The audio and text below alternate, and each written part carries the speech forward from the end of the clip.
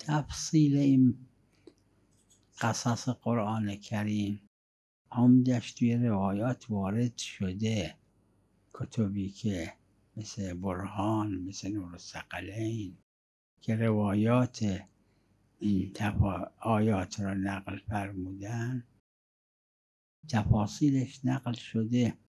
فقط مسئله این که این تعبیر اینجا جاش هست یا این تعبیر اینجا جاش نیست، این یه مسئله توی علوم بلاغت. اگر مراجعه کنید در مطول، در اطول، مختصر نداره این چیزا رو خیلی. و اون اینه طرف یه کاری کرده، اون یه جواب دیگه میده.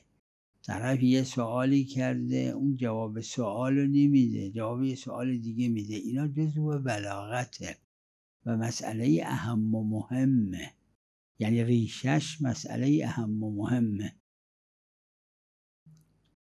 که گاهی هم عرض کردم قرآن کریم فرموده است که بله، از پیغمبر خدا صلی الله علیه و آله سوال کردن ماذا ینفقون، در راه خدا چی بدن؟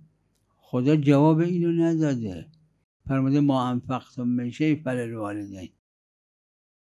چرا جواب نداده؟ چون این جوابی که خدای عزوجل فرموده این اهم از اونه.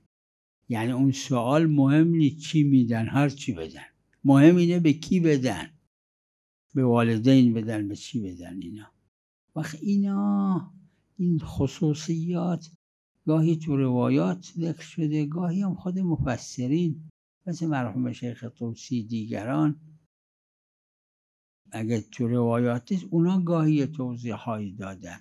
عمدش مسائل بلاغیه.